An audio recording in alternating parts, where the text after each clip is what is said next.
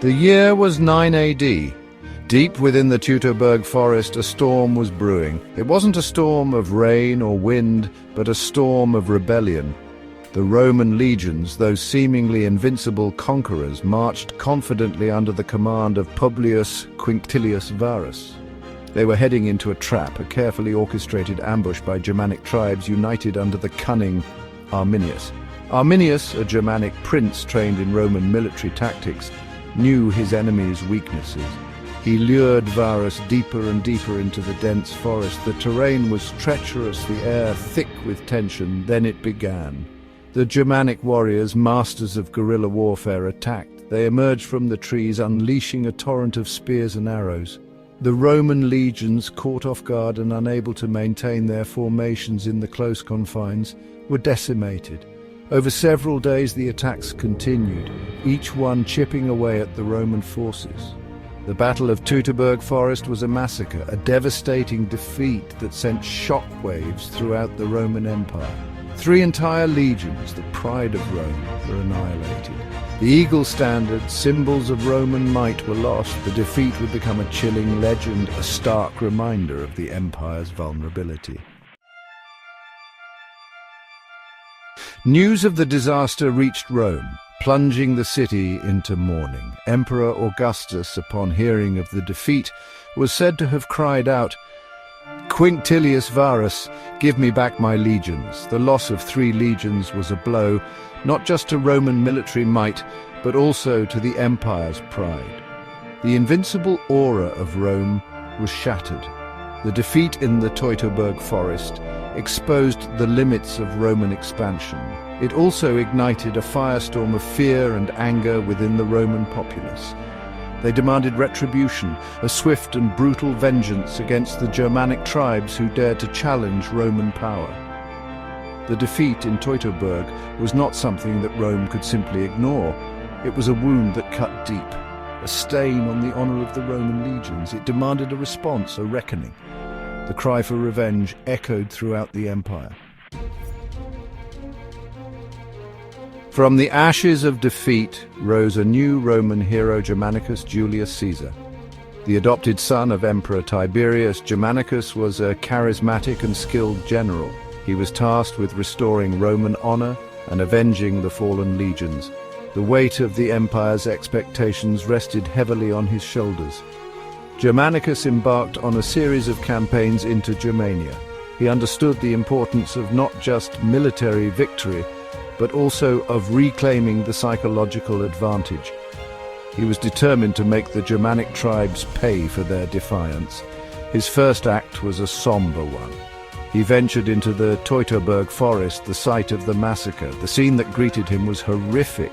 The ground was littered with the bones of Roman soldiers, a grim testament to the brutality of the defeat. Germanicus ordered his men to give their fallen comrades a proper burial, a gesture meant to honor the dead and steel Roman resolve.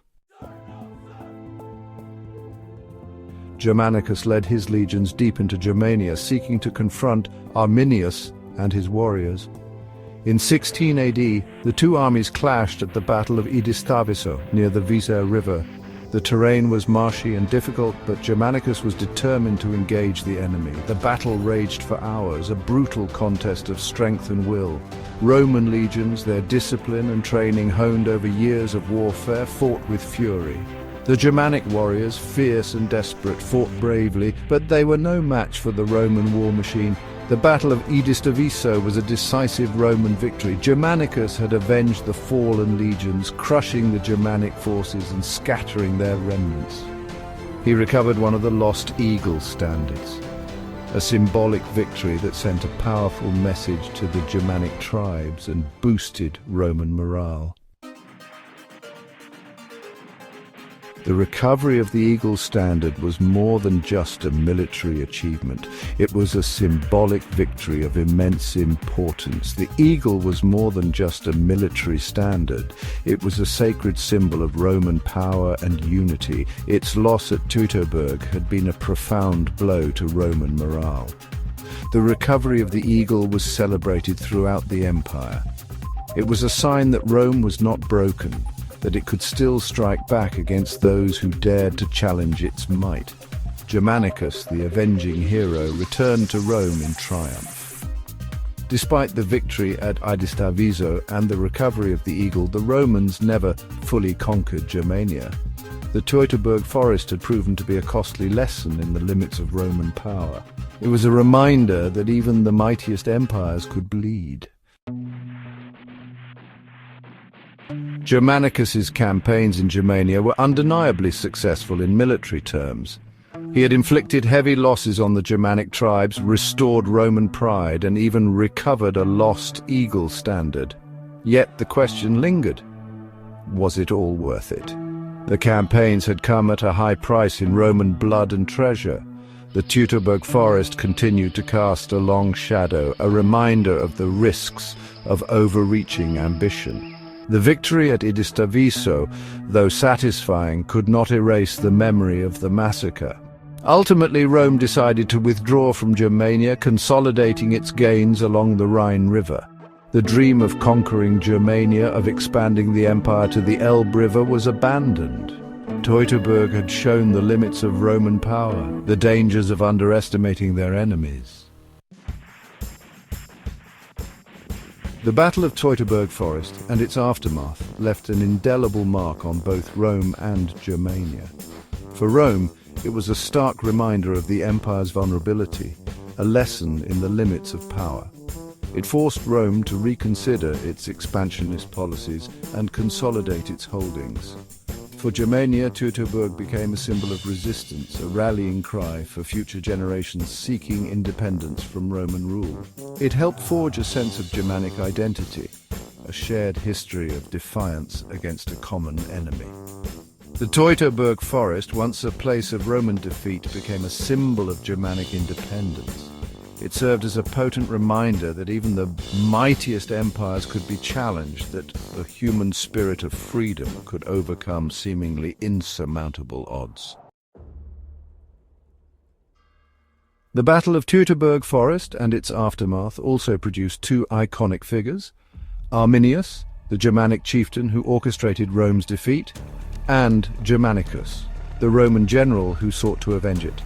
Their lives and legacies became intertwined, forever linked by the clash of empires in the Teutoburg Forest. Arminius, the cunning warrior who used Rome's own tactics against them, became a legend in Germania, a symbol of resistance against foreign rule. His victory at Teutoburg ensured his place in history as a defender of Germanic freedom. Germanicus, though ultimately victorious in his campaigns, could never fully escape the shadow of Teutoburg. He was a reminder of Rome's might, but also of its capacity for vengeance. His story is a tragic one, a reminder of the human cost of war and the burden of leadership. The stories of Arminius and Germanicus serve as a reminder of the enduring power of history. They remind us that even the most powerful empires can be challenged, and that the quest for vengeance can be a double-edged sword. Their stories, forever linked by the Battle of Teutoburg Forest, continue to fascinate us today, reminding us of the enduring power of the human spirit in both victory and defeat.